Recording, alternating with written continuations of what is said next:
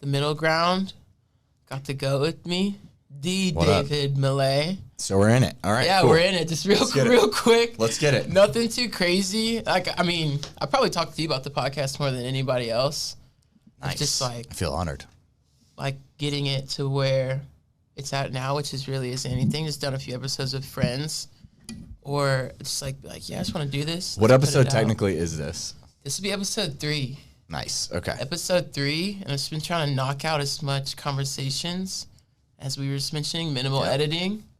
That's the way to do Not it. doing too many touches and cleanups and just putting it out. Yeah. But yeah, as I mentioned, the David Millay, and to quickly provide an intro to how we met, who I see David as. We first met here at the amazing 1819. We did. We crossed paths during, or I've been interning at 1819 as to preface on the partner success team.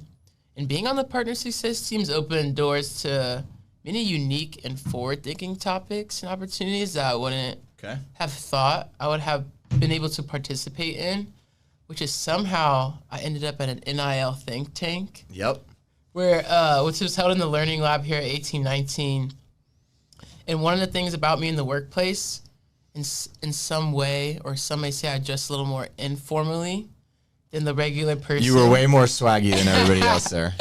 But I had my Union 4s on that day. Yep. And David was also in attendance, rocking the Black Cement 3s, and you complimented my kicks. Yep. And I was like, and from there I was like, okay, this dude seems pretty cool. Like, I should look more into it. I think I looked at your LinkedIn. Yeah. Because I was familiar with your brother, but really didn't know him, just through like church and mutual friends. So then we ended up chatting at Union Hall because I had an internship at Centrifuge last semester. And since then, David and I have grown in our friendship mainly through training for the Flying Pig, Yep. which we'll get into, in the goal of finishing sub 330. If we finish sub 3, bro, I'll tell you what.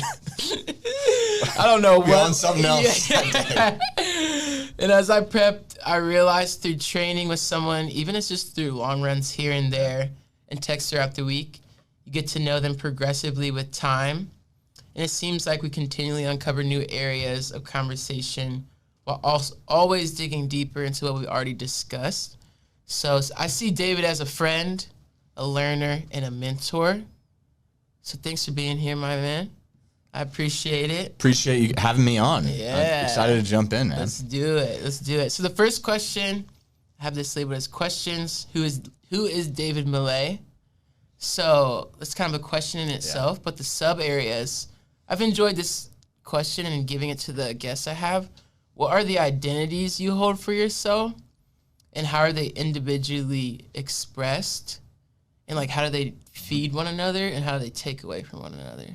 Or if you just think you have one identity and it's David Millay, how would you go about answering that? So I watched your episode with Riley, and you led with this question, and it made me think. I was like, all right, how can I give a clear, concise answer to this question? And I'm like, I've been doing this long enough. I should probably have I don't know why I don't already have a clear, concise answer to that. But as I got into it, I mean, I think there's a couple things. To your point, it's not like one clear identity. And I think part of that is because of my identity as like a generalist. So I would first say I'm a curious generalist, meaning that like what I really take joy in and pride in is being able to hold tension between different ideas and like being endlessly curious about why things are the way that they are and digging into understanding those things. And that applies to every area of my life. So like actual identity wise, like I would say like a Christian husband, those are like outside of work. I would say that is like my primary thing. But the whole curious generalist, I think, applies to both my work life and my personal life. And like, I'm not the best at any one thing, but I would probably consider myself in the top 10% of people in like 20 things. So I don't know. I think that combination of things makes me unique. But that's where I tend to focus is like dabble here, dabble there, and that's where we go. Yeah, and as you're talking, I'm thinking about, because whenever we interact it's a lot about based on like experience and you being involved in like fan and customer experience a lot in your profession. It's like fan experience and customer experience isn't one thing. Like an experience is everything. 100%. And with that, you might have to understand like the numeric side. You might have to understand the storytelling side, like the product side, where it's all encompassing into an experience in itself, which is super cool. Because I also see myself as like a curious individual, especially in academia. Everyone's like, should you be a generalist or a specialist? And I've kind of just like ebb and flowed through. I don't want to say I'm one or the other, but definitely if I had to, I'd say more of a generalist. Because I never wanted to box myself into one specific thing. And like you always have time to become more specialized in one specific area. And do you want to be a generalist, you think, going? Not at all. You want to be a specialist? Oh, wait, I want to be a generalist. You want to be a generalist, not a specialist. Life. Okay. Yeah. Okay. Not even just in professionalism. Because that's what I noticed about you. Like, enjoys, like, kicks, but also enjoys, like, academia, but sports and professionalism. Yeah. Corporate America. Then just like, I want to run a 3:30 marathon. And it's like all these different things pop up. But also from what I've seen with our friendship, especially in like the more content creation side, it seems people who are focused on that have a brand that people might understand them as. I don't know if you built that intentionally, but one question I have is how would you describe I don't know if you see your brand separate from your identity, but how would you describe your brand? Who is it made for? And if you have 3 words that you would say, like, can make a circle around what the brand of David Millay is. So are we talking professionally? Like, what's my personal brand, like, professionally? Yeah, we can go professional. Yeah. But also maybe even, like, encompassing content on, like, social media or YouTube. Yeah. So if we're talking about it from a content perspective, I mean, for me, like, my content is typically geared towards what I would say is, you said 3 words. So what I would say is, like, culturally curious marketers. So, and you could throw in operators there as well. But for me, typically what I have found is that, especially when you get into operators and we add that mix into it, you tend to have a lot of operators who come to work and they are really good at what they do, and they put their heads down and they drive, right? But then you will have operators that pick their heads up and they're like, wait, I want to understand why that team is making that decision because it impacts me and my job in some type of way. And then from a marketer's perspective, culturally curious marketers, like there are, let's say I'll go off on a tangent here. Let's do it. This morning, I'm sitting at the coffee shop and a GM is onboarding their a new social media manager, and the line that got said was, hey, if I tell you to change anything or change direction, it's really because a lot of industry people follow our page, and I want to make sure that it's exceeding their expectations. And I'm sitting there, and it took everything in me to not fight it and jump in and interrupt and be like, who gives a crap what other coffee shops think about your content? Yeah. Like, your whole goal is to drive visitors into your coffee shop. Yeah, it should be about that. And that's where I think, like, a lot of marketers still are very product focused or feature focused, as opposed to being like, let's take into context how our product or our service fits into larger culture. So that's why when we go back to my brand around being like culturally curious marketers and operators, like for me, my content that I put out into the world is really about how do we contextualize what somebody is doing into the larger world of culture, and how does it fit? How does it add value? And my content is geared towards people that think like that. Yeah. And even right when you said culturally curious marketers and / operators, there seems to be, you mentioned tension earlier, between the culture piece and like the more corporate like marketer operator piece. Because especially from what I've seen in Cincinnati, like a lot of the historic brands and companies, they have their culture, which doesn't ebb and flow and pivot with the culture of society and just the overall cultural influence that goes along. And it then brought me back to this past summer because YouTube had a head of Black culture and music.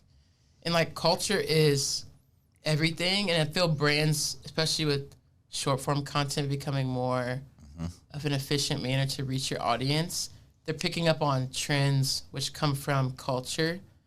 But you do get in those circumstances. And one thing I've noticed from just walking throughout my time at UC is that I love the overarching culture influences of like our society, but don't want to be boxed into a company culture, if that made any sense. Because like YouTube's culture is built on the brands of other people, which is built on the brands of culture. Totally. So like that's why I feel like I really enjoy it and I look forward to being there. But then some experiences I'll be like, oh, like their culture. Yeah, they have a culture with it. They are a platform where culture happens and is created, but they have their own internal corporate culture within that, is what you're saying. Yeah, 100%. And like I think for me, like when I think about culture too, like I think a lot of people will define it as arts, sports, music, celebrity, and I think that exists.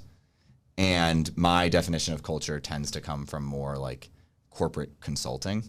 So when we talk about culture, like we had a line that is, if culture equals behaviors and behaviors equal results, then culture equals results. And so we think about it oftentimes, or I think about it, I use this proverbial we, but I think about culture oftentimes as behaviors. So when we're thinking about it as art, sports, music, celebrity, for me it is like, what are people wearing? So it's the behavior of it, for fashion. How are people designing their art? Like what is coming out into fruition there? How are people engaging in sport? Are they watching it live? Are they watching it digitally? Are they watching video clips? Are they like, because the behaviors build the culture. Right. And so that's when I think about it, that's how I think about the context of it. See, this is why, as you can see, I always enjoy a conversation with David because it opens my mind to like thinking of things.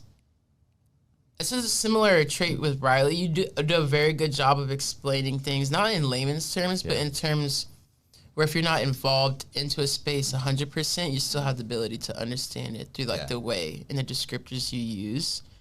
But that's what it should be, right? Yeah. Like, I mean, so I worked at Disney for 6 years, and what I learned there is like we should never be communicating at higher than a 5th grade reading level. Yeah. Like nothing internally no vocabulary is higher than 5th grade reading level. Yeah. And it's so contrary to a lot of my friends that work at like big consulting firms like a McKinsey or a Bain BCG. They want to like give you like all this vomit vocabulary. Oh my gosh. On a presentation. And just to make you look smarter. And it's like, to me, you're smarter if you can convey a complex thought really clearly and concisely. 100%. So that's what I try to do. Yeah. Okay, you mentioned Disney, so let's jump there. Well, this section, Disney, David. Okay, cool. Because I thought it was cool.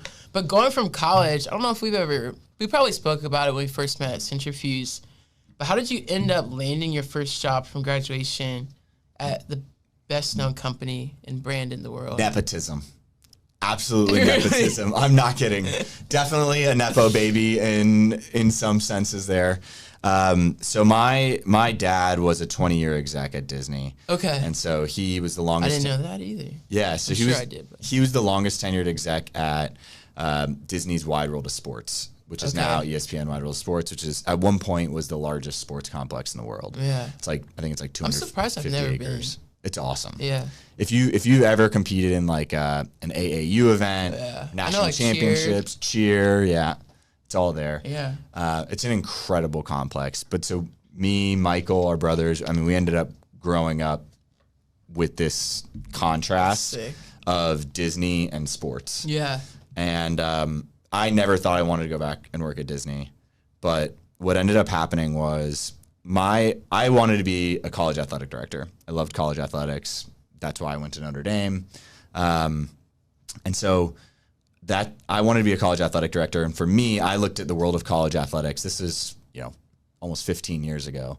And I looked at it and I said, this is really more about entertainment and business, big business, than it is about a varsity sports team. Yeah. Right? Which is the skill sets that were on campus at that time.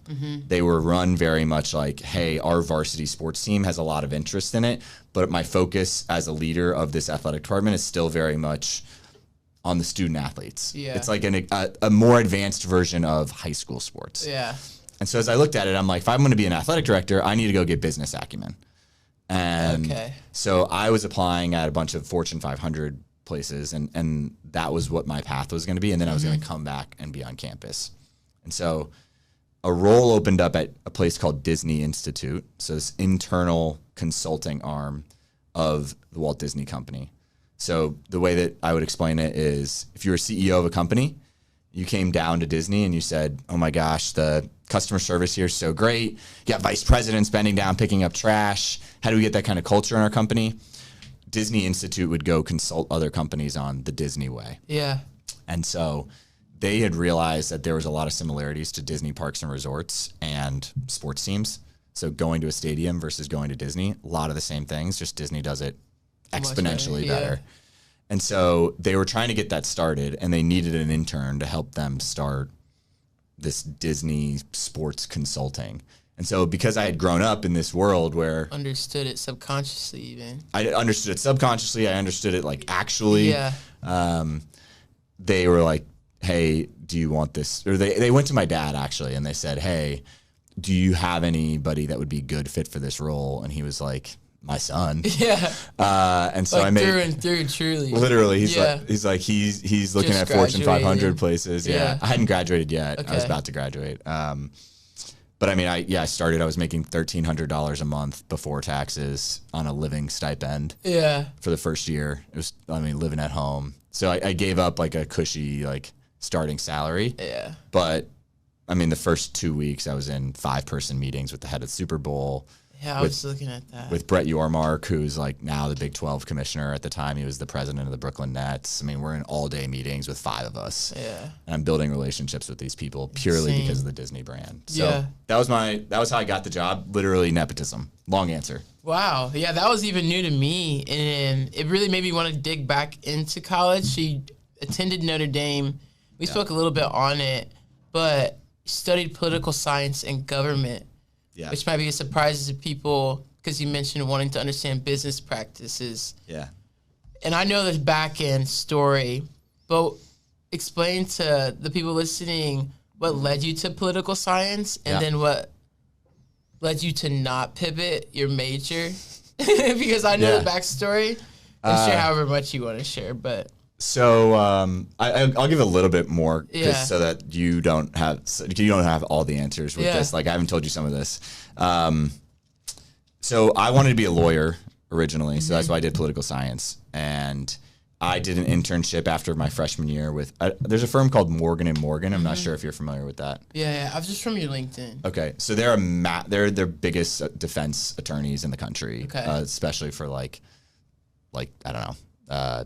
Like everyday wrongful cases. Yeah. Anyway, it's a terrible description. I'm blanking on like how they actually frame it up. Yeah. But it is one of the biggest law firms in the country. And so I had an internship where I was sitting my cubicle was right outside John Morgan, the head of Morgan & Morgan's office.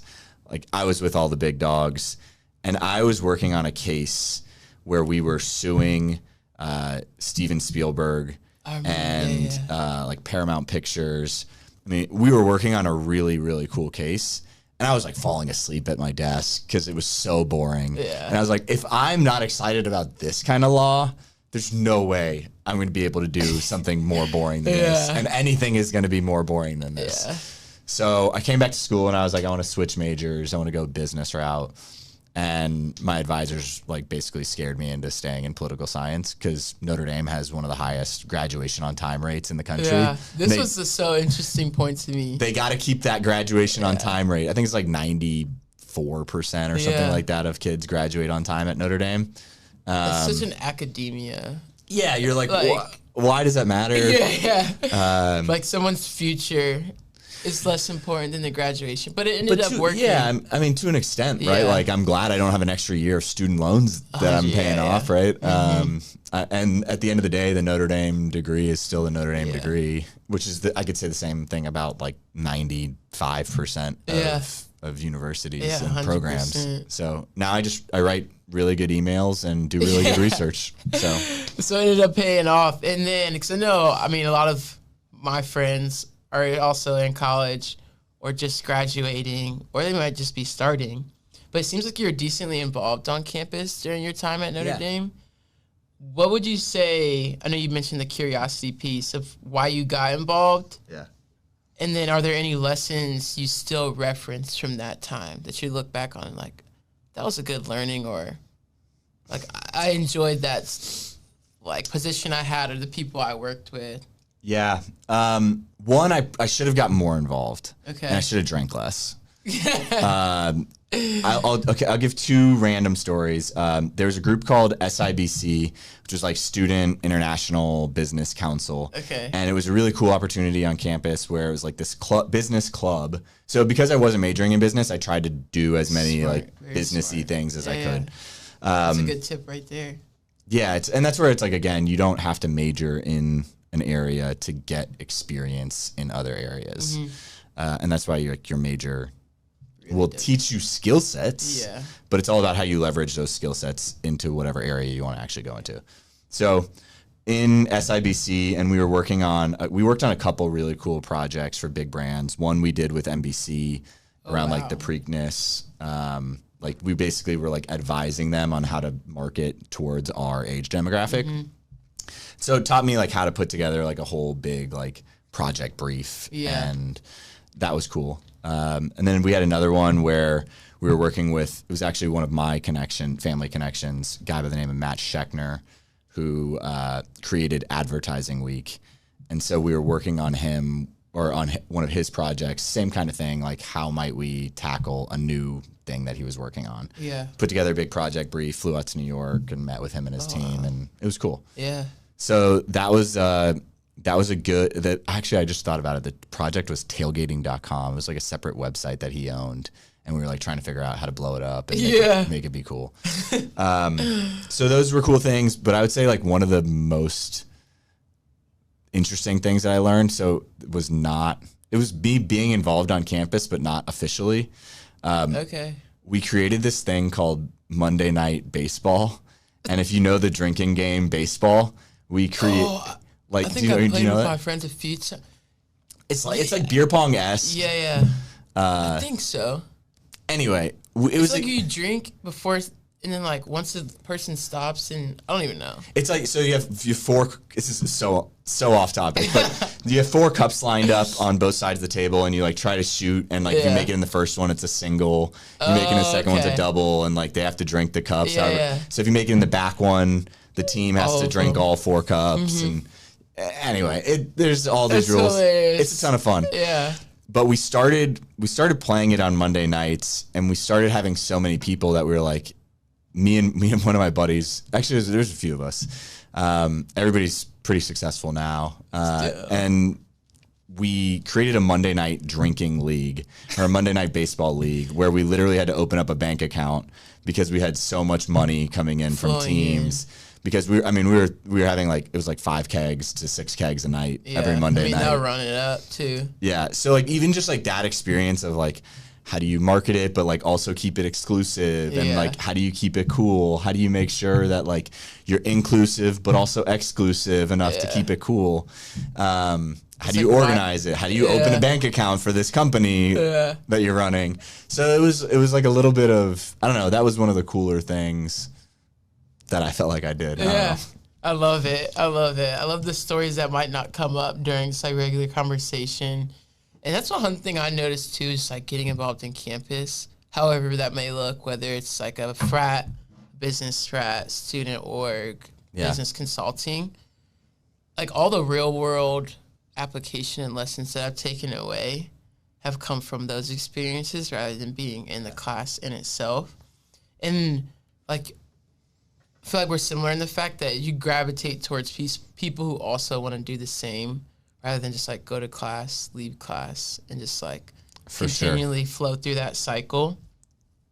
But so going back to Disney, David, so you mentioned working for a lot of these Fortune 500, working with these Fortune 500 companies, the Super Bowl. And can you explain to me what it meant to be an account team coordinator?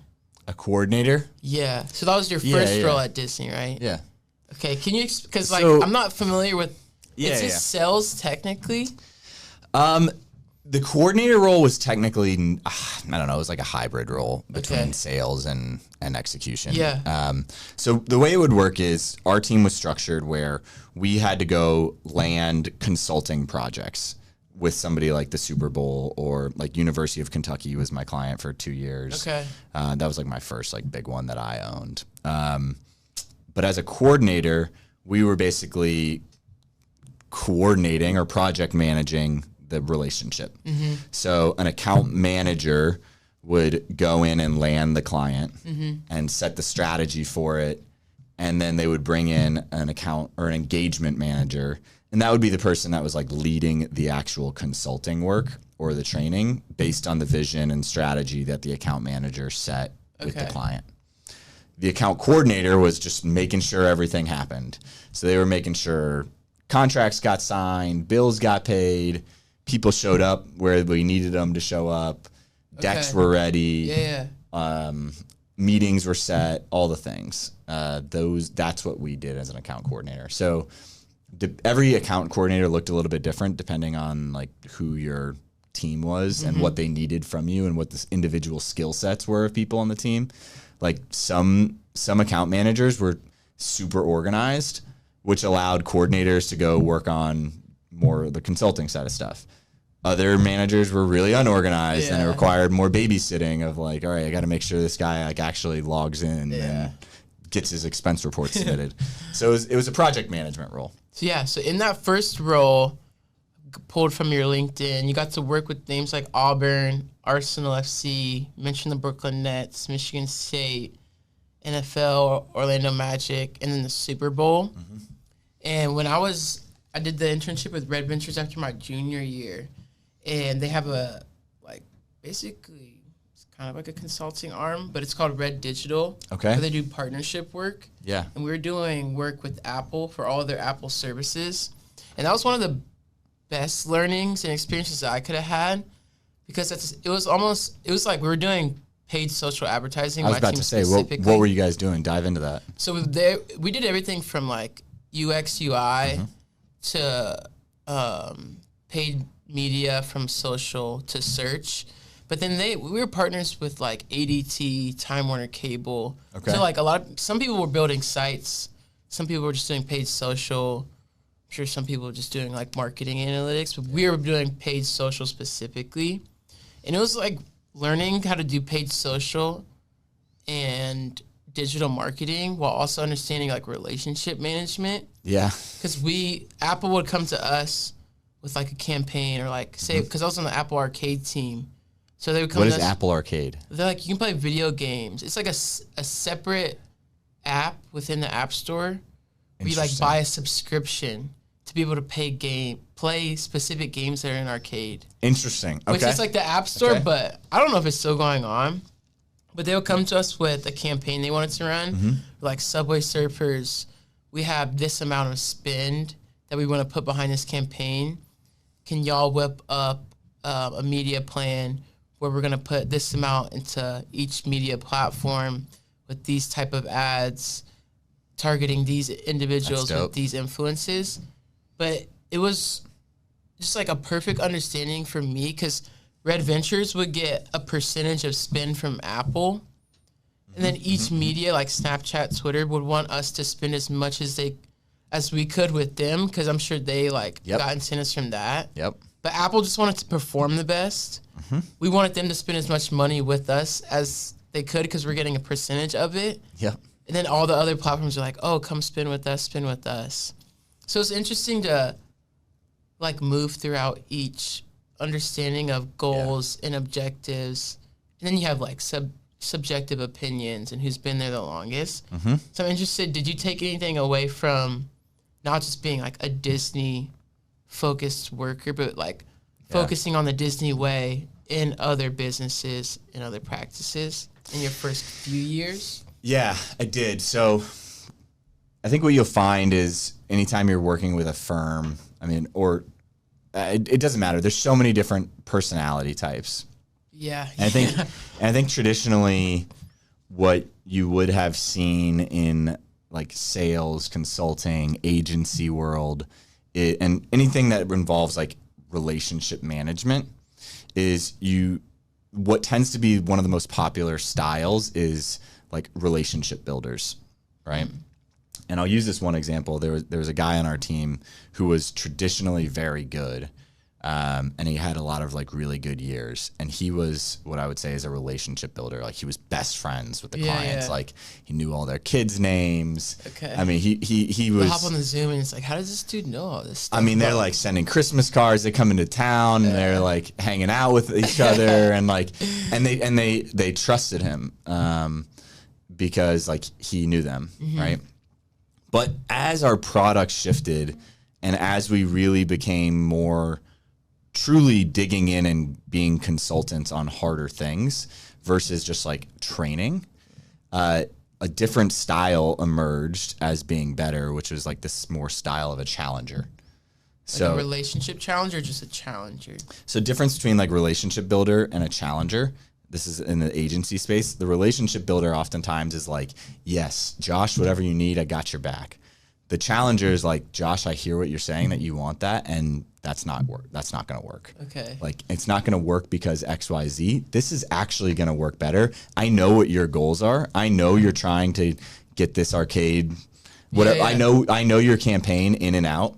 I know how you're getting measured, Josh. And what I'm telling you is what you want is good, but this option over here is better and is going to get you your results that you need. Interesting. I want to take notes myself right now. Well, and what we found is that as the product became more complex, that style became a lot more effective. The guys and girls that could sell like that and could consult like that were 10 times more effective in the long run because it works better. I mean, oftentimes like in that agency space, you probably saw it like Apple telling y'all to do something and you being like, I don't know if that's the best thing we should do. Like that's different from what I'm seeing. Yeah.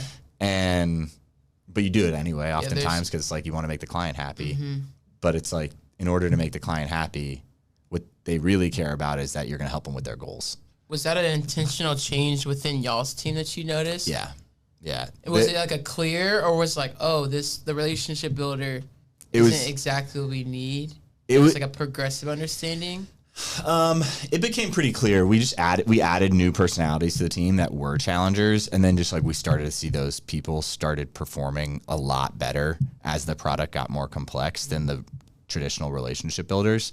So my default is definitely relationship builder. Yes. I've really had to work to be more of that. That's why I just read Radical Candor.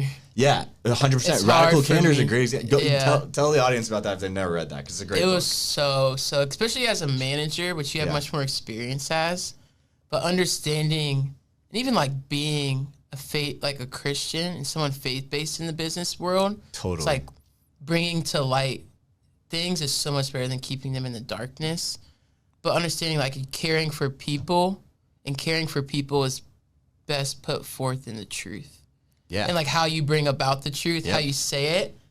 But like if holding things back, however you look at it, is not the best in the long run for you or anybody involved. But it's like being able and having confidence to do it.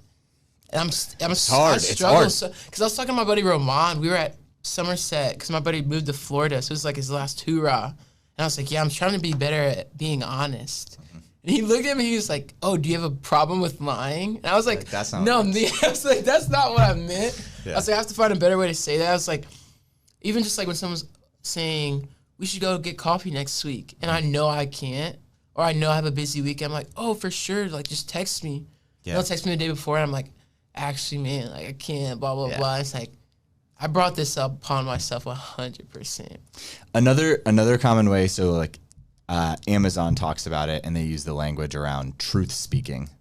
So we want our leaders at Amazon to be truth speakers. Yeah. And I think that is a good context for it. It maybe would help differently than like working on honesty, which is like, if you show me a podcast episode, I have options. I can be, you show me content, I can be like, Josh, that's awesome, man. Keep it rolling. Even though I noticed, you know, something here that could be improved on, something here that could be improved on. In my attempt to be nice, I'm actually not being kind. Yeah. Because, and I think people confuse that a lot. Yeah. And the kind thing to do would be like, hey, that's great. And I think you can improve here, here, and here. And here's how. Yeah. And most people don't do that. That's what I've noticed too. Like, that's, as I've like grown, especially within the last 2 years, I've been seeking out those type of people in my life where I guess is like, it's not just a relationship builder. I want a challenger in my life. And there's, you can do that. You can challenge without being an a-hole. Yeah. Like, you can challenge and be kind about your challenge. Yeah. Right? I think that people misconstrue that word oftentimes. That was really good. So, I don't know. That was good for me selfishly. Like, the relationship builder, challenger, and like the ways of thinking about it. And there's books on that as well. So, if anybody's curious, like, I think technically like challenger sales style maybe is the title of one of the books, but there's all kinds of content around those differences. And then, so when you transition to a regional account manager, and I wanted to speak this word for word, how did it become second nature to you to, quote, help organizations of all shapes, sizes, and industries elevate their internal and external culture by using tactics and strategies Disney uses in its parks and resorts? Yeah. And I wasn't going to add the last piece, but I thought it may be too much, but I loved it. Focus on helping companies understand, adapt, operationalize, and sustain Disney's best business practices within their own unique organization. So, like, the question within that was, like, how did it become second nature? Yeah. And how do you continually live this out even today? Although it's not Disney's. I'm sure, like, Disney is still a second nature. Like, the Disney mindset is 100% second nature to you still. 100%. It's a great, great thing. I mean, I was up with the Columbus Crew this weekend, and my friend Scott up there, who's the head of all like stadium operations and facilities and whatnot, and we were just walking together the whole game, pointing different things out to each other because he's new in that role. And I mean, the amount of trash that the two of us picked up, really, just because we were just walking, and like, he's got a similar mindset, even though he didn't work at Disney. But like, I can't walk by trash and not pick it up. I'll be in the airport and bend down and pick up a tissue because like. And it's so funny, like, passerbys will look at you and be like, what are you doing? Does it look like he works here? Like, what's wrong with him? But that's like just as something at Disney is like that ownership of like, cleanliness being one specific area. Yeah, I remember hearing about they'd be interviewing folks and they would leave something on the ground intentionally. Could be. And then I think it was like a podcast or something, but like the person who picked it up or someone who didn't. It's like a big factor on whether they got hired or not. And the Disney company's so big, so it's like it doesn't mean that happens in every Disney interview. Like going to interviews like looking for trash, but like it could be that one area did that. I mean, there's other things that we would do where we'd have cameras in the lobby, and you know, you'd come in and be like, I'm a big people person, and like we go back in the cameras and like you didn't talk to a single soul for 30 minutes while you were waiting. You were just on your phone the whole time. Like, are you really a people person? Yeah, because you had an opportunity to talk to everybody and you didn't. I love that. Anyway. Wait, so what was the original question? You said, how did it become a second nature? How did it become second nature to you, and how do you continually live this out even today? So I'll give more context into that role switch. So I got brought in for sports. Okay. As an account coordinator, I was working on sports, helping our account manager build up that practice. When I got promoted to a manager, the manager that was running sports was still running sports. And so I, in order to take that promotion, had to move out of sports for a little bit. So that's where I went regional. Everything at Disney Institute at the time was what we would call like regional focused. So people owned regions of the world and consulted all companies in that region. The exceptions to that were healthcare and sports. So sports we focused on globally. It was more like a horizontal focus or a vertical focus versus regional focus. Does that make sense? Yeah. So when I moved over and started running the New York region, I mean, I was working with pharmaceutical companies. I remember one was so weird. It was a scent lab. So for us in Cincinnati, maybe not as unfamiliar. Candle lab. No. So like so you're P&G, right? Oh, okay. And you've got lavender haze as like your like the lab that are actually producing all of these. There are labs that produce scents, yeah, and then a CPG company will come to them and be like, "Hey, can you help me? You know, we've got Febreze or Tide, and we want to create Summer Rain as a scent. Like, can you create that scent and give us the ingredients and the materials for that, and then we'll put that into our products." And they're like, "We need help with our culture." And I'm like, "I don't know how to help you because I don't know what your business is." Everybody's got like white lab coats and hairnet. Or I'm just making an assumption. Totally, but it's so different than sports. Mm-hmm. And so when I was working in sports, I got really familiar with the sports industry. And my connection became, how can Disney help a sports team? When I became that regional manager, it became, how can our best practices here at Disney help any company? And what I realized... It's a hard mindset to get out of. It took me a little bit, for sure, because I prided myself on translating. Well, I prided myself on knowing the nuances of sports. Okay.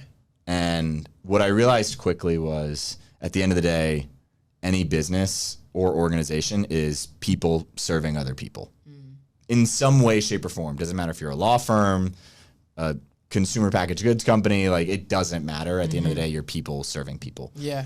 And once you can boil things down to those first principles, everything becomes really translatable. So even at Disney, it became less of like, what are our insights, and more of like, what are the first core principles that drive what we do here at Disney, and how might we adapt those anywhere? And that's kind of how I made that transition. Yeah. And then you even mentioned it when you're walking through the Crew Stadium with your friend, like, just that understanding those core principles and how do you see it in your daily walk when you're not at work? And then do you see it in your walk in work consistently now? And then when you're doing your podcasts and like friendships as well? Yeah, I would say it's a lot harder now, because like when you start your own business, you really can go any direction, right? And so, to your point, I see it everywhere. I can't turn it off. It's like when you work at a restaurant and you go to another restaurant, you're like, I don't like the way they fold the napkins. They could be more efficient the way they're carrying those plates.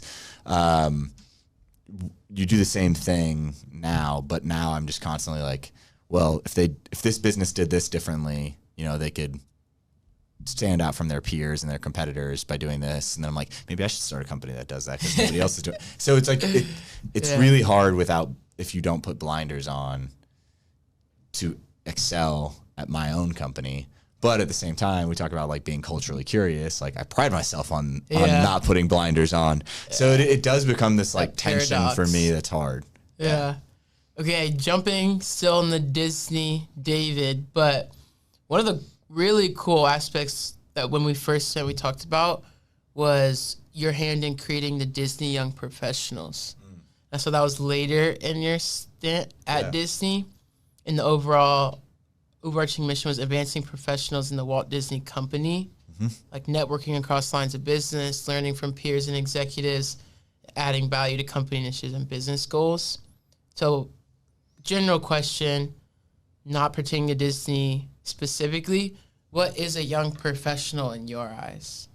So the way that I've spent a lot of time on this. Yeah. It's been years since I've spent a lot of time on this, but I think I'm finally like getting to the point where I age out of that. Okay. I was interested. Like, do you still think you're? I'm still. It's funny because I think about it, and I think we tend to put a lot of pressure on ourselves, no matter what age you are. Of like, I'm not. I'm getting old. I'm not young anymore. Like, I should be further along in my career by this point. I think no matter what age you are. Oh, 100%. Like, you probably feel that even. Yeah, like you'll see a 20-year-old and he has like a brand and a following. And you're like, wait. Am I behind? I'm like, what am I doing? I need to go at this moment and get to the exact point he's at. Yeah. And so even you asking me this question is helpful for me because I'm like in a career change right now. I was thinking about that the other day. What? Your career change. Oh, yeah. Yeah. I mean, we can talk about that too. I'm happy to go as vulnerable as you want. Cool. But I would define a young professional as anyone that's starting their career like post-college in up to 35. That's what I would consider. Because I think once you become 35, like, I don't know, That's just that. Technically, that's how we defined it then. Yeah. We worked with Disney senior leaders to figure that out as well. I think once you get into your 30s, you're kind of like, you maybe don't think of yourself as a young professional anymore, but in the context of what a career looks like, you're still in your first 15 years. So young professional, sick. And then, so maybe just talk a bit of the why of Disney Young Professionals. Yeah. And through the creation of it, the output that you saw for Disney overall, and like the value you gained from it, even like being a young professional, and building it for young professionals at the same time. All right, so this came about. We talked about that promotion from account coordinator to account manager. So what happened was, all my boys that I was coordinators with, like, talked about this. Like it's a good story. We would go out to the bars together, and am I looking at the camera? I don't even know. Yeah, it's this top one. Is that where we should be looking as we tell this? I keep looking at you. So you've already heard this story, so I'll tell the camera. So when I got promoted, all my boys that I would go out with to the bars and hang out with, I'm like, they report to me. Yeah. I'm doing their performance reviews. This is a really good story, like very good takeaways. And like, I mean, in one instance, like I was actually living with two of the guys, and I'm like, you're navigating like dating in that scene, especially at a big company like Disney. If you go the corporate route, like you're gonna have close relationships at the big company, and when you get promoted and now you're their boss, or you're a level ahead of them, even if you're not directly their boss, it creates some sort of animosity. It creates animosity, and there's a difference in behavior. Like you no longer are the young guy, and that you get away with stuff. Anyway, so I had to figure out how to navigate that. How do I do performance reviews for people that I'm friends with? And then I had to navigate too, like, I'm the youngest person in my role by 20 years. What do I do with that? Like, things that are second nature or my peers were far removed from. I was like, I don't know how to log into this system. What resources are available for me? And these people were way past that. Yeah. So I went to one of my mentors at the time, a guy by the name of Dan Cockrell. He's got a great book. He ran a podcast for a long time, but he was the former head of Magic Kingdom. And he's incredible. You can go look him up, Dan Cockrell. And so he teed me up and introduced me to this young industrial engineer named Elizabeth Schweitzer, who was going through some of the same things. So she was young, salaried leader, really ambitious. We started going to lunch. She introduced me to some of her friends. And we started by like just once a month, we'd get like 5 or 6 of us together, and we'd have a LinkedIn article or something like that to discuss that we'd all have to read ahead of time. And the lunch was an intentional lunch to discuss takeaways from that article and how it could impact our roles. It's like a random article. Random article. She would pick the topic. Okay. And then sometimes I would pick it and whatever. And so as that group started to grow and more people started to come into that, we were like, all right, we need help organizing this. 2, we should probably do more than just a lunch, because no lunch tables can fit us anymore. Like, maybe let's do a happy hour. And then what we realized was, when it comes to trust in the workplace, there's 2 components of it. And when it comes to like intentional relationships, 2 components to that. So one is personal trust. The second one is professional trust. Here's the difference, right? Personal trust, I like you, I know you, we hang out together, but I don't actually know if you're good at your job. And I have to tell this to people when they like ask me to recommend them for things. I'm like, look, I only recommend people for jobs if I have professional trust with you. Like, I love that distinction. Like, I'm happy to make an intro, but I can't vouch for your work, because I've technically never worked for you. I could be like, he's hardworking, he's creative, right? He's a grinder. I like the way he thinks, and I have no idea if he can hit a deadline. I have no idea if he can take feedback. Right? I don't actually know what his Excel skills are. And so there's that difference. That fine line. And so what we were doing, what we found was we were creating these opportunities for people to build professional or personal trust across company lines. So you'd have somebody at this happy hour that worked in finance, that worked in Imagineering, that popped popcorn or oversaw people that popped popcorn, right? Me working in the consulting side. There's so many parts of Disney. What it allowed for us to do, and this was our goal, the goal with the group was like, how might we create intentional relationships across company lines so we could help each other get better at our jobs, so that as we moved up in the company, we could move up faster and we could move up together and make the company better. The goal was not about like networking per se to get a job. It was about networking to get better at our jobs. Does that distinction make sense? Mm-hmm. So because of that, we didn't let interns into this group. We didn't let hourly people into this group. You had to be. It wasn't. You had to be it's salaried. It's not coffee chats. It's not coffee chats. It was intentional stuff to get better at your job. Like I wanted to go meet with the person that worked in park operations at the Magic Kingdom, not because I was trying to get a job over there, but because when I had clients coming in, I wanted to pick up the phone and be like, yo, Bobby, I got, the head of the Brooklyn Nets coming in. Can you hook us up with backstage passes? Mm-hmm. Right? Like that's why we were networking to get better at our jobs. And like elevating Disney. Totally. And elevating Disney at the foundation of it. Yeah. It is ironic because after a couple of years, like all of our founders, we all left the company to go start companies and do stuff. Like, is it still a... Oh, it's still massive. Really? It's bigger now than when we left it. But so we talked about this personal and professional trust. What we realized was we were doing happy hours and different events like that. We were doing a lot of things that built personal trust, but we weren't necessarily doing things that created professional trust. And we realized we needed that. So we started going to senior leaders in the company, like SVPs and EVPs, and being like, hey, we've got a group of couple hundred young salaried leaders in this age demographic. Can we do a consulting project for you? Can we help you with this? Mm-hmm. And what we realized by doing that was like we were helping the company, but now I'm gaining professional trust because I know how you work on something. Yeah. And it just helped everybody and the company so much.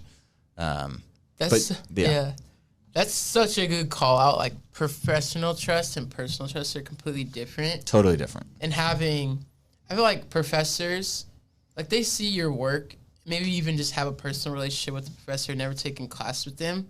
But I feel like they're always, I'll write a recommendation for you, even though I may have never graded. It's partially their job, though, right? May have never graded anything from you. And I was thinking back, like, have I ever made that distinction between personal relationship and, like, a professional relationship? I remember one of my buddies wanted me to recommend him at my brother's job. Mm-hmm. And my brother asked me, like, yo, do you trust him, like, in the workplace? It's like, honestly, nah. Just, like, off of the personal understanding of him. Yeah. I was like, I wouldn't want that on my brother for a referral. Yeah. To then, like, the performance as a professional not look good and that be on my brother. So, like, that was the one distinction that I could recall of, like, dividing that line, but not even understanding that that's exactly what I was doing. And, like, I'm happy to make connections wherever. But, like, recommending somebody, I got to know, because it's going to come back on me. Yeah. What is my quality of standard if I'm recommending somebody that's substandard, right? So that's where, again, really connection, happy to connect anybody. Different writing a recommendation. Yeah, that's really good. How did it feel to walk away from your baby when you did leave? That was the hardest part of leaving, for sure. Because by the time we left, it was over 1,000. I can't remember the actual number. It was either over 1,000 or over 1,500 people that were like technically in the group, and we had layers of structure with volunteers. Like we had. It's amazing. We had a core group that was a board, and then so you had somebody that was in charge of events. They had a team of volunteers that were in charge of putting on events. So was Disney supporting this? Unofficially, when I was there. Okay, it's kind of like ERG. It is now an ERG. Okay, so they bucketed it in there. I didn't want it to be an ERG. Yeah, because then you have people to. You have people to report to. Yeah. And it's more of like anyone can get in. Totally. I wanted the exclusiveness of it. Yeah. I wanted to exclude interns. I wanted to exclude hourly people because I just know you go back to like goals and motivations. And I'm like, I know the goals of an intern are to get a full-time job. Yeah. So like I don't want to if I'm 10 years into my Disney career and I'm coming into this group to add value and to get value, like I don't want to be at a backstage dinner sitting next to interns. I just don't. Yeah, there's like the mindsets, the mentality. I'm happy to go meet up with an intern whenever, but that's not why I'm in this group. Yeah. And so that's why I didn't want it to be an ERG. And I knew if it became an ERG, we'd have to open it up. Yeah. I wanted it to be about growth. And anyway, it is an ERG now. And now it's not called Disney Young Professionals. Now it's called Disney Emerging Leaders. But yeah, I mean, when I left, it was really hard. But what I realized was I like building. And at Disney Institute, when I was there at first, it was very all over the place, wild, wild west. We were building something. When I left, it was very much like we're trying to scale and we need to be consistent in our product and our offerings. And it was less build. It was more black and white versus gray. With Disney Young Professionals, it was very much nobody's ever done this before. Build in the gray. You got to make the decision, take the risk. And I realized I liked that. And so that was part of why I left the company to go start my own company. Yeah. And then lastly, on the young professionals piece, do you have any like biggest tips for young professionals that you would share that you wish you would have known? Yeah. It's kind of corny, but like it's super helpful. I could go, so I started writing a book about that. Okay. I'm like 150 pages deep and I stopped writing it. I don't know why. I probably should pick back up at this point. Day. I've probably like forgotten a lot of the things. Yeah. So you could ask me even more constraining questions if you want to put more constraints on that question. Yeah. I would say like one of the. How about? Well, I guess we'll section it. Like just from what I've been seeing, biggest tips for people who have a full-time offer coming out of college, and then biggest tips for people who don't have a full-time offer coming out of college and they're trying to find the right role. Maybe that was no. That's a good distinction. One is like job seeking. One is like because a lot of my friends are just struggling, and like right out the bat, whether they've graduated in December or they're just beginning to graduate in May, and there's that question kind of just flows out of my mouth. Yeah. But I know it has a lot of weight to it. You ask them like, oh, like what are your plans after? Yeah. And you'll see someone kind of like tense up and then be like, oh, like I'm still looking. And you'll understand, like, that's a stressful place to be in. Let's go into both of those questions. I'll go into the first one being for people that have a full-time offer. Yeah. Because I think the other one can transition us. If you have a full-time offer, what I would say is a couple things. One, once you get into your role, there I could go so many different directions. One of my really, like, the head of Disney Institute when I was there, a guy by the name of Jeff James, told me this context, which is like in any role that you're in, you're either the student or the teacher. And so once you have been a student for a while, you're a sponge, you're soaking things up, you slowly become a teacher. So even in the same exact position, like talk about an account coordinator, right? When I first come in, I'm like learning how to use the systems. What's expected of me? How do I work with people? Questions. After I've been there for a couple of years, I'm now teaching the new account coordinators because I've been there for a while. Yeah. After you've been the teacher for a while, it's time to go be a student again, right? So that's one way I would look at any role. I love that. Another thing I would say is if you're in that role and you just landed it and you're going to get started in your job first, seek out the A+ problem in that organization or in that team, right? Like what is the biggest concern of this team? And how might I do my job really well and help with that A+ problem? That will help you get noticed and get tapped for the next bigger role. My third piece. Go ahead. I'll let you finish and then I'll ask because it's like. Go ask. I'll keep my thought. Okay, so this is what I always think about. So like looking for A+ projects, but also they have more in terms with the second point. How would you balance that paradox of kind of going back to what we mentioned, culturally curious marketers? I love that. Should a young professional balance like fitting into culture and not being like submissive to the culture of the company while also like trying to stir the pot or bring new ideas and like a funk to it? So what I would say is, I mean, when I consult with companies, one of the first things I look for is hiring. How do we hire people? And because at the end of the day, like you can train, you can give tools, but if you have the wrong people in the company, it's really hard to do anything. So hiring oftentimes is a place that I start in culture assessments and change management. And one thing we often hear is we're hiring for culture fit. And I try to challenge that right away and say, you will fail if you're hiring for culture fit. You should be hiring for culture add. And David's giving out bars. Y'all better be writing this down. So that's how I would think about it. If you're a young professional and you're going into a new role, don't think about how can I fit into this culture. Don't think about how can I change this culture, because you probably are at a cool company that's been around for a while and it's probably doing some good things. Like in the culture is why you noticed it or want to be. Yeah, in a lot of cases, especially like YouTube, right?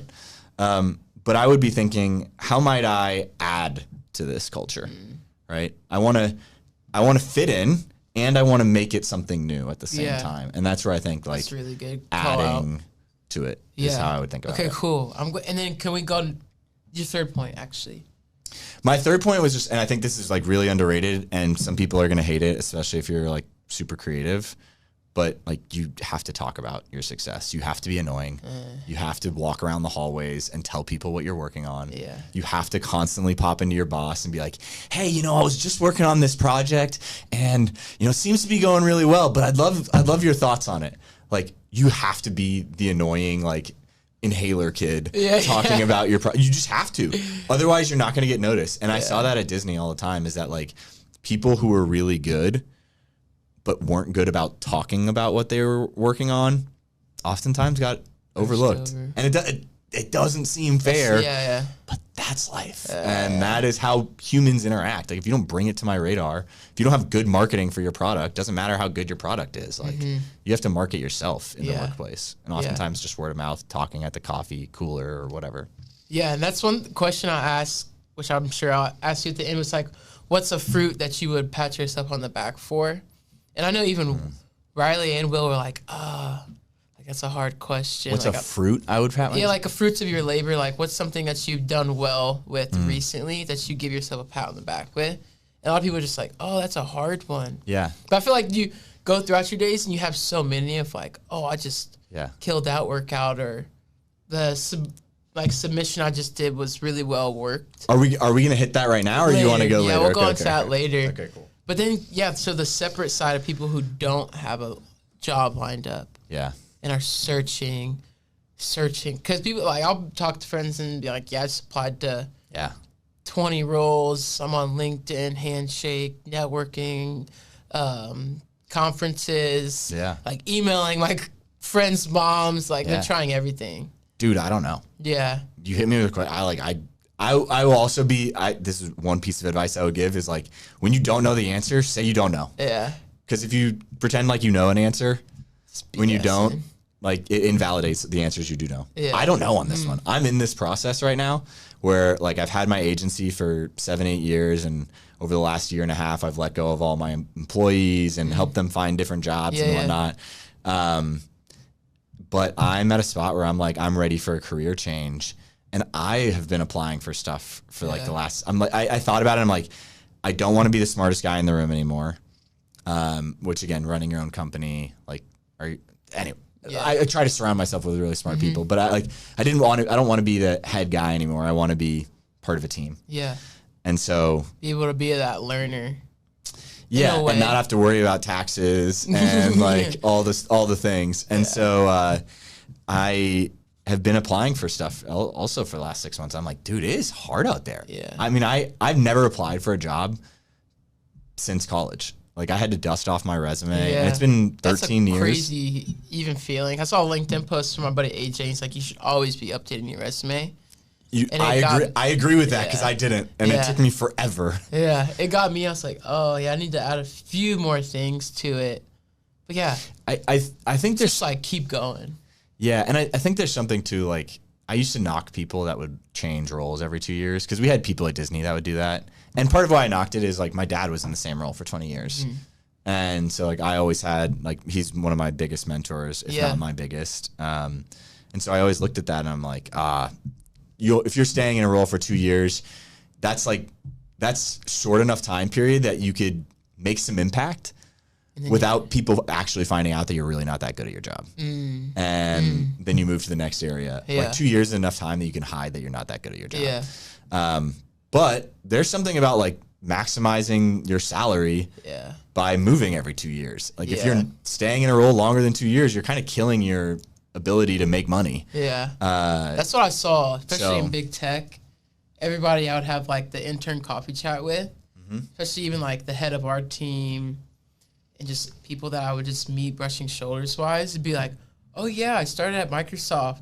Then I went to Meta for 2 years. And then I went to TikTok for 2 years. And I've been here for like a year and a half.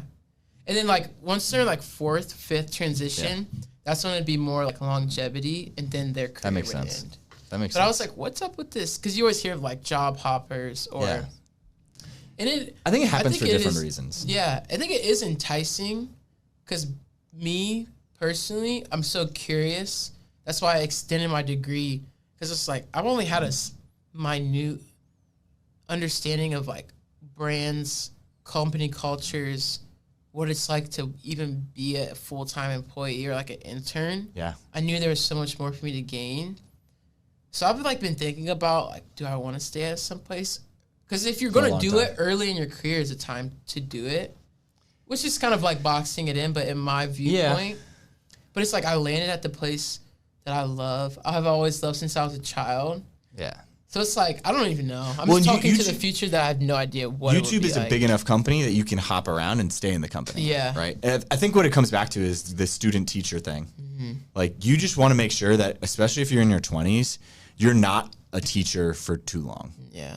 Like, if you've been a teacher for more than a year, it's time. It's time to go be a student again. It could be within the same company, but like find a different role in that company. But yeah, I mean, I think going back to this is like, I chose roles where I was constantly being a student and like owning my own company. Like I was a student every day. Every day. Now, as I'm going back into the workforce, I'm like, dude, it's hard out here. Yeah. Because like a lot of other people, like depending on what the hiring manager is looking for, most hiring managers that I've come across at least are looking for someone that is a specialist. And I'm not. I'm a like generalist. 7 years of experience, knows how to use.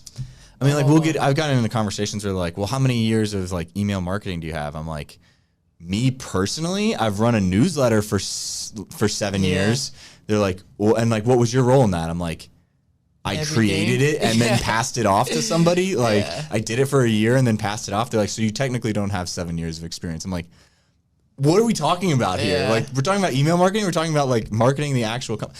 And so like, I found it really hard because people value different things. And like, there's the AI bots that are like filtering out resumes and stuff. So I think my actual advice would be like, where I've seen more success tends to be like with relationships. Like, do you know somebody that can at least get you in the door? Because I feel like getting that interview is the hardest part. But yeah. Do you ever regret the decision of walking away from Disney? I would have said no until prior to this like job search. I don't regret walking away by any means. I do look at that sometimes, and I think it's tempting to think like, what if, like, where could I be back then? Because I had so many relationships because of Disney Young Professionals. So I do sometimes think about that, but I think I'm going to get in trouble if I go down that rabbit hole mentally. It's never ending. And I've learned so much starting my own company. What I will say is I probably should have shuttered my company a couple years ago. So we're coming up on year 8. I probably should have said like after year 5, shut it down. But the problem was like we had COVID. And so like I couldn't, because COVID was such an anomaly, I couldn't get a good feel of like, is this company going to be successful or not? And I probably let it go too long. So that would be my regret, is not leaving, but like not shutting down my company soon enough. Yeah, there's so many places where I want to bounce from. I think we're going to change it up a bit. Cool. Get away from the fan experience, then come back. How did you come to set the goal for 3:30 pig? It's your first marathon. I mean, you've done halves, but it's your first marathon. I've done one half. It was pig last year. Yeah. Not like a 3:30 is just like a very... So I ran without my stop on the half pig last year because of the rain delay, I ran like a 141 half. So I just looked at it last year and I said, okay, if I doubled that, I could theoretically get under 330. Yeah. Like if I just, I mean, obviously not taking into account how much longer that mileage is. And then one of my best friends, Samir Ibrahim, who lives in Kenya, he ran we grew up together playing soccer and we were very competitive. And he ran 330. And so I was like, if he can do it, I can do it. And then I wasn't going to because just like honestly job searching while running my company. It's been a lot. And I looked at the training for it and I was like, I gotta be running how many hours a week? How many miles? And so I wasn't going to. And then I saw you doing it and I was like, all right, like I could train with him. Yeah. All right, let's go for it. Yeah. Like that's somebody that could help keep me accountable. Like I guess I'm like, hey, let's go. You're like, you're shooting for 332. I was like, yes, sir. Yeah. And you're like, all right, let's keep. How are you feeling going into the race? Because we're about. I'm feeling good. I'll give one more shout out. My wife also pushed me to do it. Yeah. Because I was talking to her about like wanting to adjust it. I'm like, maybe I just run a faster half.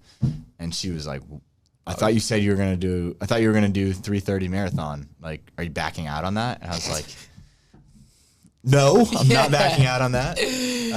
Just got to figure out just how I'm gonna do it. Yeah. So anyway, so we're a week and 5 days away. I'm feeling good. How are you feeling? I feel good. I have the last long run, not this past yesterday, but the one before. I feel very good pace wise. And, like, coming out of the gate at race pace and being able to hold it for 18. Yeah. And, like, with the circumstances of the weather being really hot, nutrition not being where it should have been. Yeah. And I just think it's, like we were talking about earlier, like, you never know how the day's going to go. But making it as optimal as possible, I feel like we're going to be flowing. I hope. I mean, we've talked about this on our runs, but we talk about it with goals. Yeah. Where it's not a good goal if there's not a high probability you're going to fail. Yeah. And I think there's still a high probability I don't get 330. Could go wrong. And well, I meant to mentally preparing myself where, because I've just been banking on like 330 or fail. Yeah. And it's like, yes, I did fail. But, like, don't let that ruin the entire experience of just doing the pig, running it with, like, my brother's running it, Wesley's running it, you're running it. Like, my kids, like, a lot of people doing the half. It's on Cinco de Mayo. Yeah. Like hopefully it'd be huge vibes throughout the day. Totally. But I'm going to be pissed if I don't get it. I think there's a difference in what you just said of being pissed and telling yourself you failed. Yeah. Right? Like, you should be pissed if you don't get it. Like, this is what you're training for. And it's still a massive success even if you hit 335. Yeah. That's still faster than you've ever done a marathon. Yeah. At one of the harder races in the country. Yeah. Like, it is still like, it's about the journey, not the end. Nah, it's about the time, bro. We're trying to get that time. But real life. But like you won't have failed. Yeah. You just won't have. Then I'm gonna. You won't have achieved everything you wanted to. And then after that, well, no, we're gonna get it. But if in the outcome we don't, in an alternate universe, to be like, all right, what's the next? Because I'm gonna be like, where's the next marathon at? Yeah. Is there any like biggest areas of growth you realized through running and training, whether just life wise or performance wise? Yeah. You know, it's funny. I would like to say. I don't know how I feel about this. Yeah. I would like to say that it's like, honestly, you just got to show up every day and get those miles. But you and I both know there have been weeks where I have like totally skimped on miles. And yet I still feel pretty good. Yeah. That is a toxic trait that I have of like being able to perform even though I've underprepared. Yeah. And that is I'm not saying this is reinforcing it because actually I do look back at it and I'm like, we have trained a ton. Oh yeah. Like, and that's even. It puts more weight on the performance. Yeah, it does. I worked hard. I mean, like Nora, I just got familiar. Yeah. Just like got familiar with her. I think she trained. It was like 16 weeks out. Yeah. And like ours is like 7 to 6 weeks, maybe 8. But it's like if you're putting 16 weeks in. We have been training for more than 8 weeks. No? Probably. I think so. We definitely But have. if it's like you're training that much, yeah, that's even just putting more weight on it. Because like you look back and you're like, dang. Could be. That was worth nothing. Okay, so maybe. I'm being negative, but it's like that performance mindset of like. But maybe, I mean, I don't know. Maybe that's the takeaway in some of this is like, I realized that like we had kind of strict training plans or goals, and like I don't feel bad about missing those trainings because when I've missed those trainings, it's because my dad has been in town and we've been working on a new house that we bought. It's because my wife and I have been in Austin for an anniversary trip. Yeah. Like the reason why I've missed those trainings is because I've been doing life. It's not because I've been sitting on the couch being lazy. Mm-hmm. And so I think just having more grace for myself when I don't do what I expected, but I'm living into an intentional life. Yeah. Like if I was missing it because I was being lazy, that's one thing. But like you've missed some runs too. But 100%. Because you've been living life. Yeah, and you're like, dang, you do feel guilty, but it's like, I mean, I'm just enjoying life as I should be. Yeah. But yeah. Here's to the flying pig. It's gonna be a good day. We're gonna get it. 100%. Bouncing to YouTube, like content creation. I'm still a rookie here, so we'll see where we go. One interesting thing, I was looking through your Instagram, just doing a little research. Oh god. So like February 21st, 2023, you shared your first podcast clips. And then I like never shared another one. Yeah, and I was just like listening to it, and the question I wrote down was, what took you so long to share on your personal profile? Yeah, honestly, I constantly battle with this is like perfectionism and when it comes to content creation, I think specifically it's like this balance between perfectionism and fear. Mm-hmm. So for me, I think of myself as a thought leader, let's call it. Mm-hmm. I mean, I'm a consultant. That's what what I do. People pay me to help them think differently. Yeah, totally.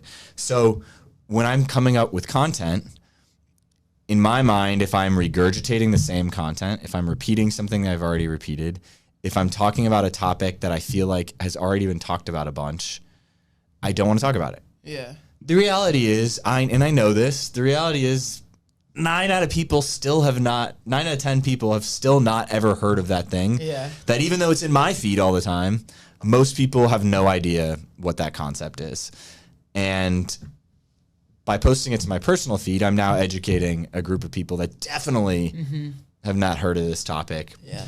Like people, even like the people that are like, it's like a personal relationship, but you're almost bringing a little bit of like professionalism, like showing them more professional you in a sense. Yeah, and I think there's been like fear around sharing it to my personal stuff. Of like I post a lot on LinkedIn, but I don't post a lot on Instagram. Yeah. And my Instagram is like personal friends, and LinkedIn is like professional people. Yeah. I don't know why that is. I think I'm just like I think it's a super valid. Like Instagram, I feel like it's definitely more aesthetic, and I'm like not. Yeah. On that, like what you'll see coming out of YouTube, a lot of that aesthetic is designed by my Gen Z wife, who has great aesthetic. And so I don't know. There's like because I'm not super quick with it, I'll oftentimes just like hold off posting something. Like my wife and I just had our 1-year anniversary. And in all honesty, like I didn't post anything. I didn't like make an actual post on Instagram because I thought about it. I'm like, it's my 1-year anniversary. Like this post has got to be great. Oh, it's going to take me like an hour. When am I going to set an hour aside? And I end up just not doing it. Yeah. And so like that still gets into my head, even though like I know that something is better than nothing. Yeah. Shoot for B+. But like it's still hard to break that. And I still have that. Yeah, that's one thing. Even with a podcast, people like, I remember that was the intro I put in, the one with Riley, which was the first one. Yeah. People are like, oh, boy, what's your mission with the podcast? Why are you doing it? I at least don't even have anything to say. I'm like, I don't know. Like, I have cool friends, and I enjoy talking to them. Yeah. And, like, I genuinely enjoy it myself. Like, is that a good enough reason? I'm like, I mean, that's super valid, and it's, like, little clips, like, little cuts in between, just push it out. Sometimes you just got to ship it. And I need that advice. Like, I should almost get that tattooed on my hand. So I see it every day. Like, just ship it, dude. Like, stop overthinking it. It doesn't need to be perfect. Yeah. Nobody's even gonna like, if it's bad, nobody's gonna see it. Yeah. Right. Like, there's that too. So, it's fun. Yeah. Like, content's interesting. Because the one thing I've been thinking about is last, like, why am I? Forget who asked me. It was like, why are you creating content? And I was thinking about, like, why am I sharing it? I just feel like I say it's not for other people, like I'm doing it for myself. Yeah.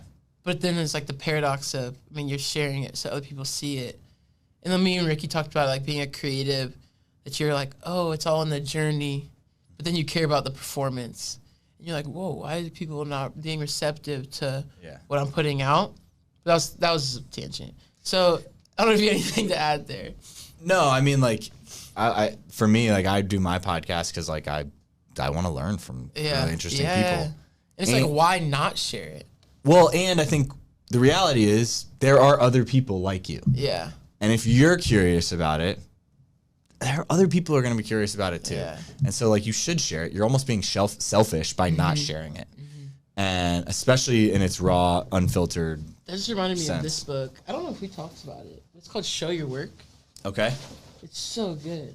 Yeah, it's just like a little tiny Nice. book. I read it in Florida in like 2 or 3 days. Yeah. But it's 10 tips about like showing your, maybe I might need it. Yeah, if you want to read it, take it with you. I've already read it. You'll see my funny annotations in there. I see. But yeah, fire. Very good book. Very quick read. Can I borrow this? Yeah, 100%. Very quick read. But last one on the YouTube, because we could talk about content all the time, but recently did a rebrand. Mm-hmm. So explain to us what was behind the rebrand. Yeah. And what is to come. So, again, our content very different. Like, even from your intro, you're like hands up, you're just like chilling. You're like, yo, here's what my show's about. I don't really know what it's about. Like, everything for me when I launched my first podcast before COVID, and the whole goal was to have guests on that were not my buddies, that were potential clients that wouldn't take a call with me otherwise, but they'll jump on a podcast because everybody wants to talk about their stuff. Yeah. That's an interesting workaround. Totally. It's like a definite like B2B hack or like if you're selling a product that is for other businesses, it's a definite hack. Smart. Yeah. And we got business out of that a lot. I mean, even when I saw y'all had the Savannah Bananas dude on there. Yeah. And then you tell us like 3 times repeat. And then he becomes your friend. He becomes my friend. I mean, we text all the time. Yeah. And I mean, that's awesome. He just thinks so differently. Anyway, but the point of that was more so to say, like, I was very intentional and like business focused around it. Mm-hmm. But I called it Flip the Switch. And this is one of those things where I think this happens in content all the time. Just because you think it's a good idea and that people are going to get it in your head does not mean it's going to be received outward. So it's called Flip the Switch. But like from an SEO perspective, Flip the Switch is terrible because there's a Quavo song and called Flip the Switch. And so it's like way better. Or like a light switch might come up or something. Well, that was that TikTok trend of like flipping the switch and then like the guys and girls are dressed differently. Anyway, so I'm just getting buried by SEO. Yeah. And the name doesn't even tell you what the show is about. Yeah. But the whole point of it was to bring insights into the sports and entertainment industry that were from other industries. Wanted to be culturally curious, grounded in first principles. How can we adapt and apply those things to sports and entertainment? Mm-hmm. Now I am going less vertical with my business and not focusing on sports and entertainment companies, but more so focusing on how might we take these principles around customer experience and employee experience and help all brands with them. So what it's called Making the Fan. Mm-hmm. And the channel is called Making the Fan, and it is about how do you turn casual customers into like faithful fans? Yeah. And how do you turn employees into evangelists who are going to talk about how great your company is? And that's what the show's about. Yeah. And we can go a bunch of different directions in that, and we have in the first couple episodes. So I know we're almost at time. I'm sure we'll do this again. Explain, I don't know if you want to explain, but like, will you explain to me, like, you're going to do an episode with the guest and then have that follow-up, which I think is, I don't know if you want to give away your trade secrets, I think it was super interesting take on content and also like being a teacher, being like a learner in the conversation, and then kind of a learner, teacher, moderator, and then being a teacher afterwards to your audience. So what Josh is referring to is what I found myself doing is that because I myself am like I would consider myself a subject matter expert in customer experience and employee experience. When I would have guests on to talk about those things, I already knew the answer. When they would make some type of reference that was obscure, I knew what they were talking about, but I knew that most of my audience would not know. So I'd have to be like, can you explain what that means for a little bit? And we'd spend a couple minutes unpacking what that meant. And I'd have my own take on it that I'd want to share. But I'm like, my goal as an interviewer is to highlight the guest and extract their thoughts and share those things with the world in a unique and interesting way, not for me to give my own thoughts here. And so what I found after 150 plus episodes was that like I wasn't giving much of my own opinion, and people didn't really know what my views were, but they thought I was a good interviewer. I'm like, that's not the point of the show. So what our new format is now is that we'll have a guest on. I can genuinely be super curious in that conversation. I'm not going to ask them to unpack certain things. Every once in a while, I might if I feel like it's like really relevant. But what I'll do mostly is film a separate episode later in the week that goes deeper into some of those things. Hey, you heard Zoe talk about FaZe Clan. Let me give you a little bit more context as to what FaZe Clan is doing and why that's interesting. And going back to clips, like we could show a quick clip of Zoe mentioning it, and then I can go and expand on why that's important and how companies can adapt those learnings. Yeah, love it, and looking forward to it. So then we'll get to wrap it up. So this is I call this section the middle ground. And what I said last episode is like rapid fire, but I didn't want to be a sheep and call it like, this is our rapid fire round. Hey, I've done that before too, so it's all good. But yeah, it's called the middle ground because we talked about like the collective and community I want to build. I want it to be called the middle ground, but it's not where I think it could be. So that's why the podcast is called the middle ground overall. But just like whatever comes to your mind at first, it's going to be quick. It can be long, however. Like billboard Twitter responses here? Yeah. Okay. A couple, we'll limit your characters that you can use. Okay. What type of people do you enjoy working with the most? You can take that in any connotation, like attributes, states from something. I'll say givers. So when I think about in a work setting, think about givers and takers. Yeah.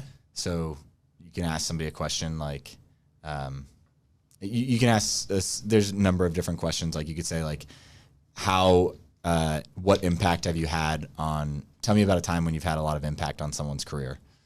And if they talk about how their work benefited somebody else versus like them helping somebody, like you can kind of start to see the subtle nuances between, is this somebody that is constantly going to be helping me in my role?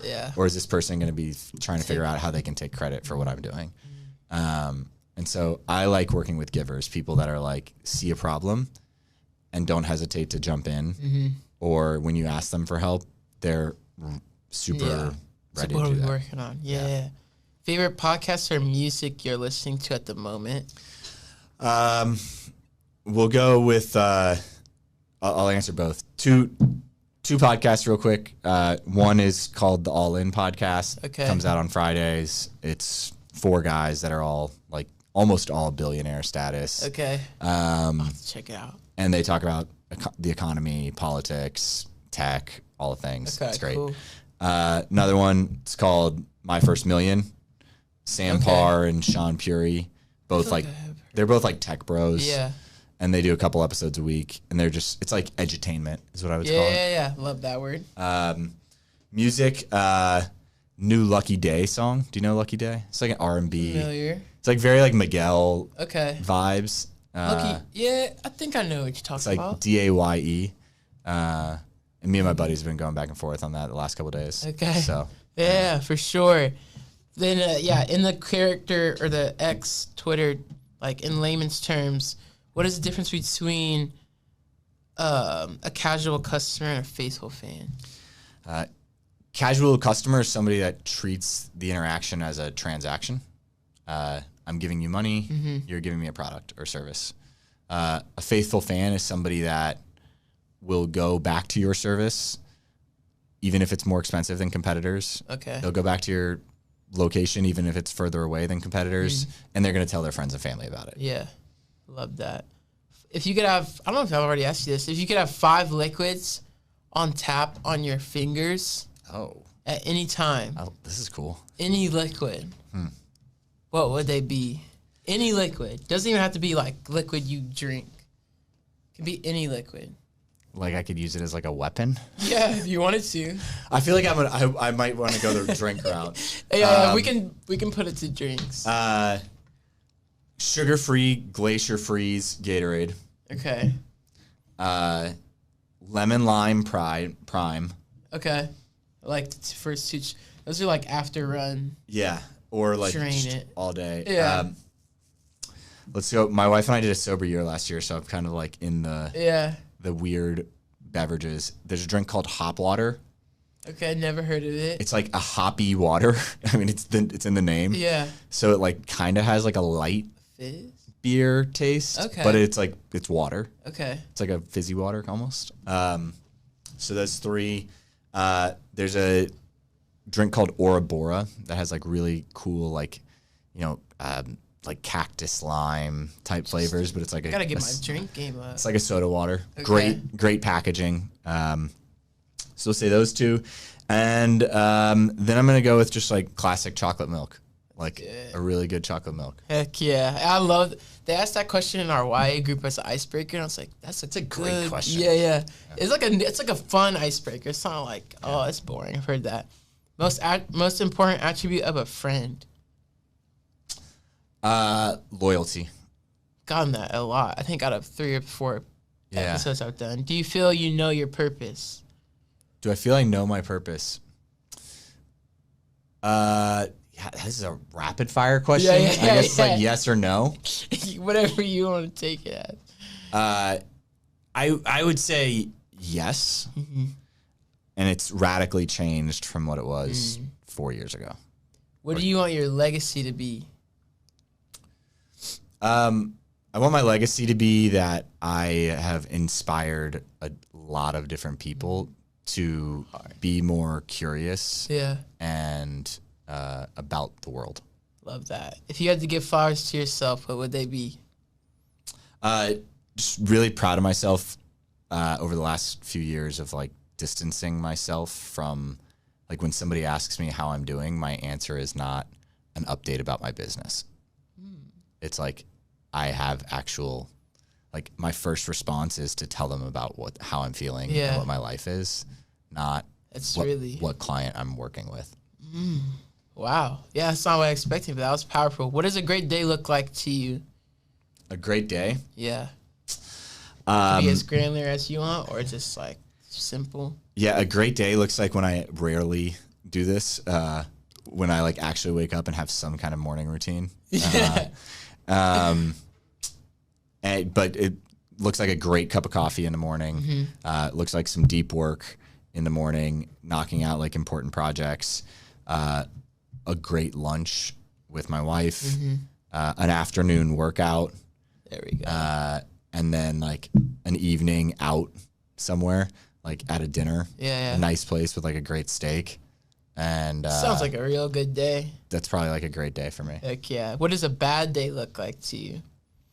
A bad day looks like when I have a project looming that is over my head that I haven't done, and I'm like past a deadline, and it's just like, or it's whether it be an informal or a formal deadline. It feels like a cloud. It's just a cloud. Can't get. And I'm procrastinating it. Yeah. By work, but like I'm distancing myself and turning projects down because I know I have to get this one thing done, and I'm still not working on that one thing.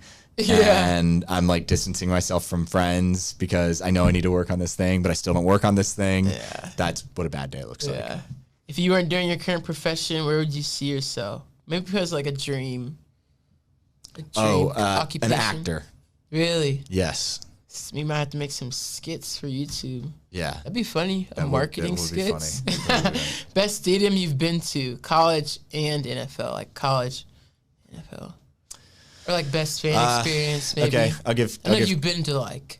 I've been to hundreds, so many, yeah. I'm going to give multiple answers. Okay. I actually haven't been to any of like the new, like there's like been 3 new NFL stadiums, more or less. So yeah, you have like SoFi out in Vegas, in LA with the Chargers. Haven't been there.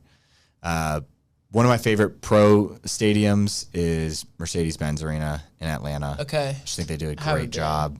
So one of my former Disney guys, Mike Gomes, came over there and like created this whole fans first. He introduced like this thing around like fans first pricing that a lot of people try to copy and screwed up because they didn't have the number of point of sales that they did at that stadium. But food's really cheap. A lot of cool things to do as a fan. That place is great. College wise, I would say I'm biased, but Notre Dame Stadium. I just think they've done the most incredible job of marrying nostalgia with like modern updates. So it used to be they didn't have a Jumbotron because they're like that's not like old school Notre Dame. You're like, yeah, but I missed the play. Yeah. And that's impacting my fan experience. Yeah. I don't know this. Right. Yeah. So they've done a great job of like they turned all the old wooden benches that were uncomfortable and broke all the time into signs. And like so they've made like updates in a really way that honors tradition. An innovative way. Yeah. Most memorable fan experience you've ever had? Did those kind of like encompass that? No. Most memorable fan experience I've ever had.